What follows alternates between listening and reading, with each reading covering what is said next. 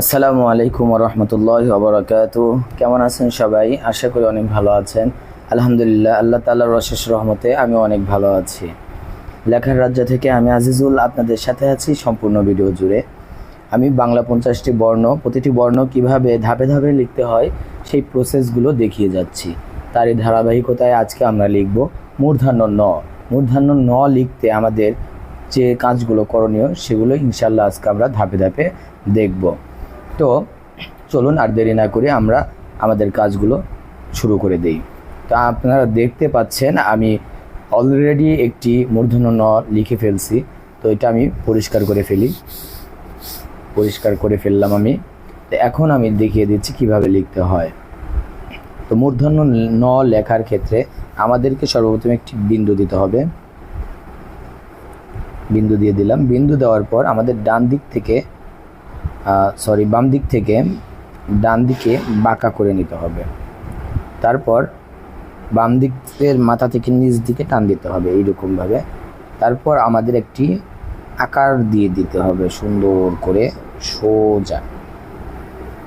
সোজা আকার দিয়ে দিতে হবে।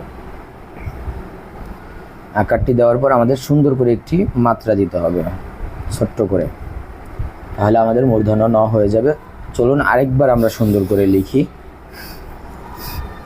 আমরা সর্বপ্রথম বিন্দু দিব, তারপর বাম দিক থেকে ডান দিকে নেব, তারপর ডান দিক থেকে বাম দিকে, তারপর ওপর দিক থেকে সোজা নিচের দিকে একটা দাগ দেব, তারপর ছোট্ট করে একটা মাত্রা দিয়ে দেবো, তাহলে আমাদের মূর্ধন্য ন হয়ে যাবে।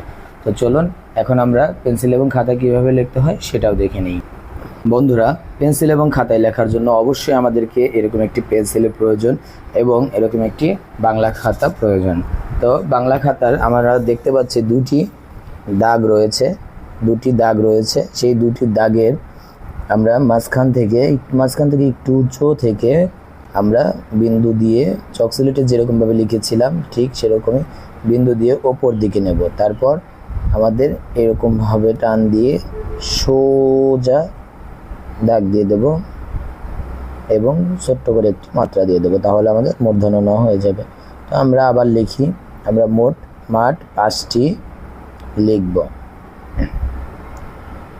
তো মূর্ধন্য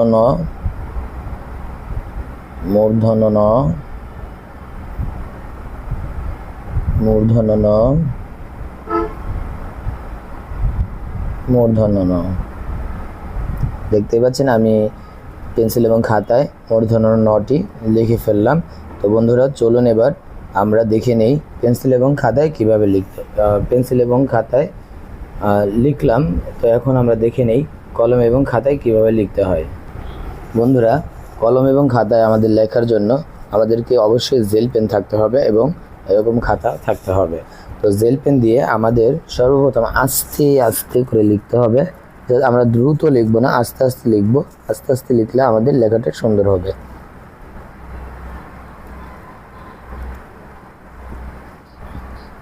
আমি একটি লিখে ফেললাম,